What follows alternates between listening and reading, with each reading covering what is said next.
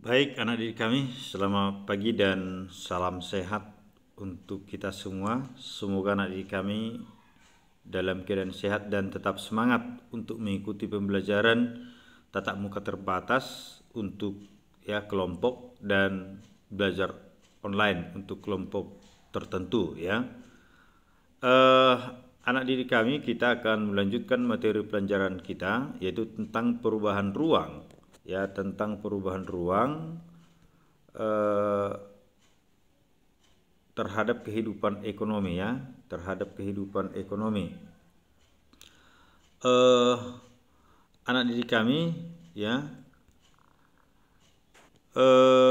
barangkali pernah mendengar apa yang namanya AFTA ya, ASEAN Free Trade Area ya, ataupun perdagangan bebas di kawasan Asia Tenggara ya. Kemarin juga kita sudah singgung yang namanya masyarakat ekonomi ASEAN, pasar tunggal ya, ini juga pasar bebas di Asia Tenggara, atau ASEAN Economic Community ya. Dengan adanya AFTA ini ya, ini menandakan kan bahwa di negara-negara ASEAN itu ada kesepakatan ya, bagaimana kerjasama ya, khususnya di bidang ekonomi itu dipermudah, tidak dipersulit ya.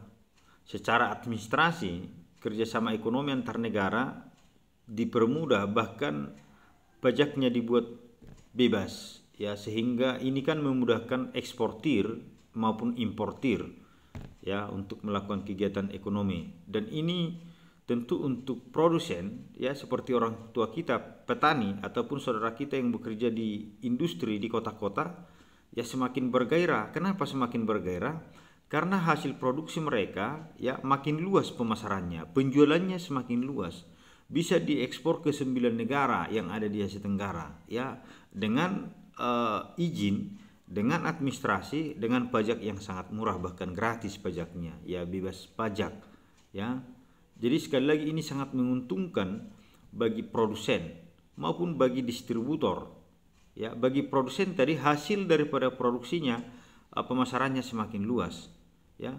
Bagi distributor ya, jangkauan pemasaran ya, izin, administrasi, pajak.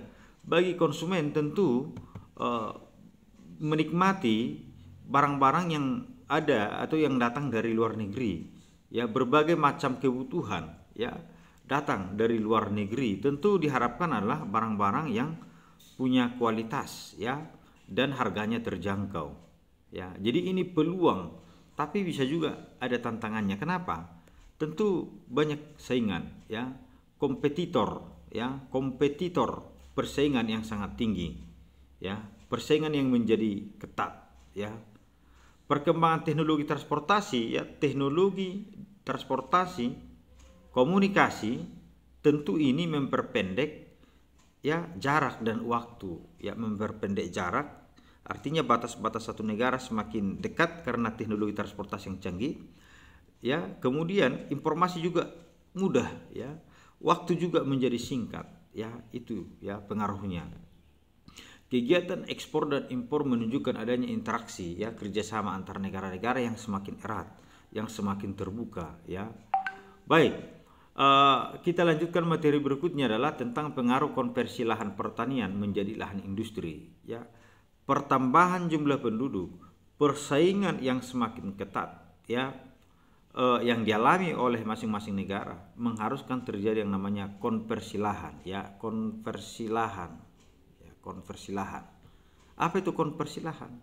Alih fungsi lahan ya.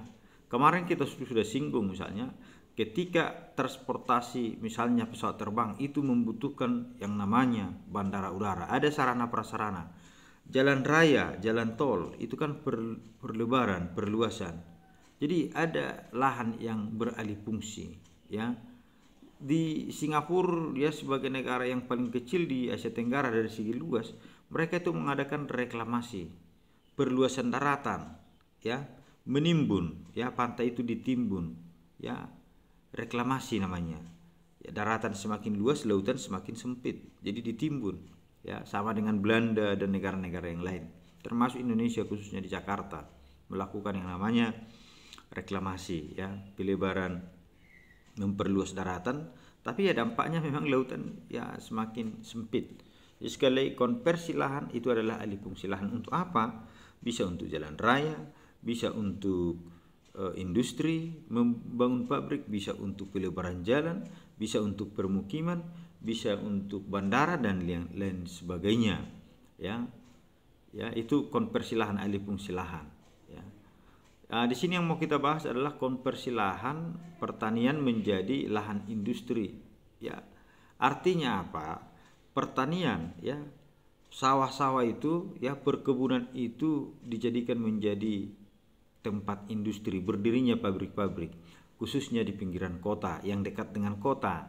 Ya, jadi ini daerah antara kota dan perdesaan, ya. Kenapa dekat kota? Ya, ke kota kan nanti pemasaran, sedangkan di desa banyak bahan baku, ya. Ya, makanya dibuat di pinggiran kota. Karena kalau di kota kan lahan itu sudah, kalau di kota dibuat industri, ya harga lahan, harga lokasi, harga tanah sangat tinggi, beda dengan di desa, ya. Jadi ada beberapa alasannya. Pembangunan industri lebih memilih lahan yang strategis seperti lahan pertanian, ya, luas, relatif masih lebih murah. Baik, yang kedua, harga lahan pertanian lebih relatif murah daripada yang punya modal usaha itu membeli di kota, kira-kira seperti itu. Kemudian dekat dengan bahan baku, kemudian faktor sosial budaya warisan menjadi orientasi uang, ya. Ini bahaya ini, ya, kalau ya, masyarakat itu tergiur dengan uang dengan cara menjual lahannya, tapi itulah yang terjadi, ya, ya. Tergoda dengan harga-harga, ya, lahan itu. Ini gambar, ya, gambar konversi lahan yang sebelumnya ini adalah pertanian, kawasan pertanian, ya, berubah beralih fungsi menjadi kawasan industri, ya, itu maksudnya. Ini ya konversi dari lahan pertanian menjadi lahan industri, ya. Apa masalahnya, ya? Apa yang ya faktor atau dampaknya? Pertama, lahan pertanian. Yang pertama itu adalah lahan pertanian berkurang sehingga produksi hasil pertanian seperti beras, padi atau gabah semakin menurun sehingga harga semakin naik. Potensi pencemaran tentunya, ya, akan tinggi, ya, polusi. Jadi bisa merusak ekologi, ini merusak lingkungan, ya, baik pencemaran udara, tanah, air, bahkan suara. Kemudian ini bisa menular, ya, berpengaruh sehingga lama kelamaan lahan itu semakin sempit, tergiur, ya, orang mendengar hasil penjualan tanah, ya.